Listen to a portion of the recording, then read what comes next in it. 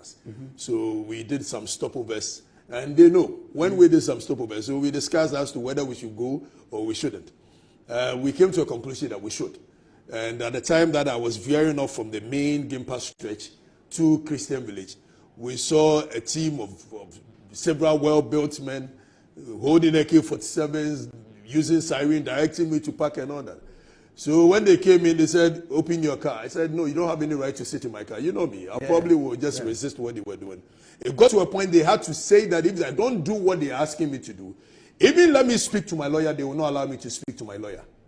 We stood there for well over 15 to 20 minutes. A certain call was coming through. Oh, order from above. Arrest him. Put him. Maybe we won't go handcuff him. Put him. Okay, so at some point I said, let's move. Then they moved me all the way to BNI. That is around the Kaukuli. Greater Accra BNI. Yes, around the Kaukuli. When we got there, and I'm sure they picked signals that the social media and everything. Quickly, they moved me away from BNI to Blue Gate, the main quarters. Stadium. Yes, stadium.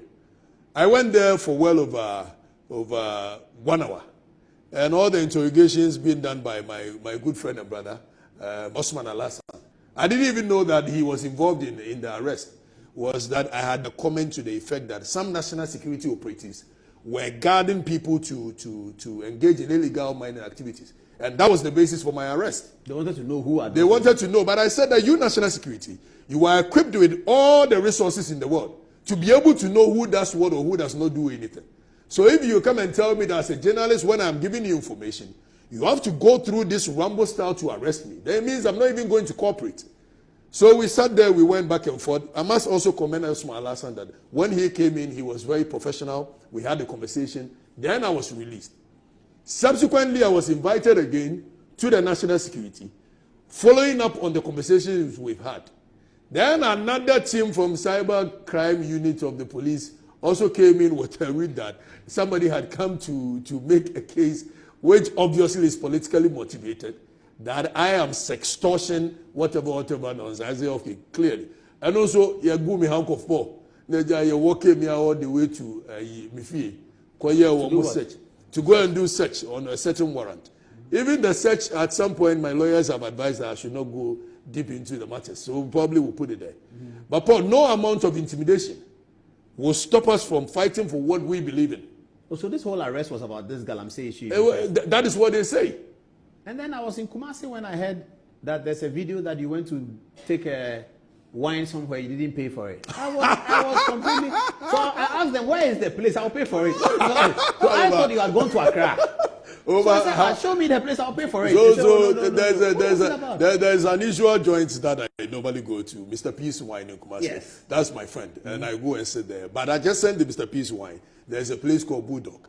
And, yes, Bulldog. Yeah, Bulldog in Kumasi, a very popular place. But when I go, I don't go to Bulldog itself, but it's just close. So I went to Mr. P's Wine.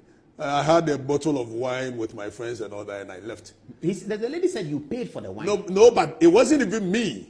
Oh, I did not see the lady. I did not engage the lady. So I think a friend of mine from the UK also met another group of friends from the UK, which he bought a Hennessy for them at the cost of 1,300. He paid for it. And everything thereof, he paid for it and we left. Now the next day, I saw it on social media. Okatakyie I was like, where is this coming from? So upon inquiry, then it came out that my friend had gone to Bulldog to buy Hennessy. So in the video, you hear the girl saying that, oh, Otto Hennessy, 1,300, that's 13 million. I don't know what you are. But if somebody can pay for 1,300, how much more 65 Ghana cedi? Oh, the debt in question was 65. And they were lying that it was 650. It was actually 65. I was told 600, and I said I'll pay for it. No, it was not 600. It was actually 2 bottles of Guinness with some water that I think when my friend left, his friends took. So instead of the girl to take the money from the friends, now he was encouraged by one guy called Pepra in Kumasi, who is an NDC, a known NDC member. He is a Galamsey as well. So the grounds for my disgrace was one, because he's a Galamsey, and I'm fighting against Galamsey.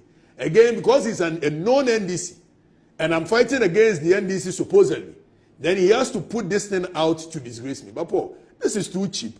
If you want to disgrace Okatakyie Afrifa, you must find something more damning to disgrace me. You will see they tell all manner of stories. No, Okatakyie, you're corrupt. Send me a corrupt here. I might know about who police will see I do BBR. What's the investigation for the Jeffrey Fan Kotum so you're corrupt? Now it becomes a social media war of trying to tarnish my image. But I tell them, I am made of a tougher substance than what they think. These things will not perturb me.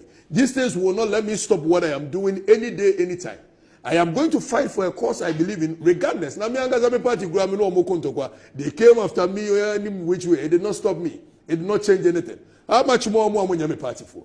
So I want to use this platform to tell them that we are citizens of Ghana.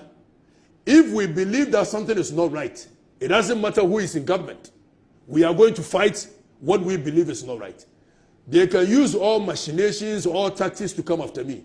But they will only be emboldening me when they do that. They don't have any idea what I am made of. They will just be emboldening me.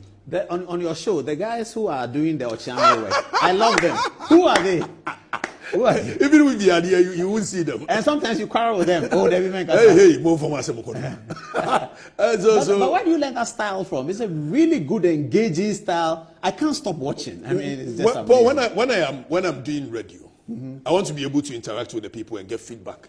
So when I came, I saw a very fantastic video of yours from 1999. Yeah, the video. I'm sure these were the times that you were supposed to look straight into the camera. Yes. You can't speak. no interaction. No interaction.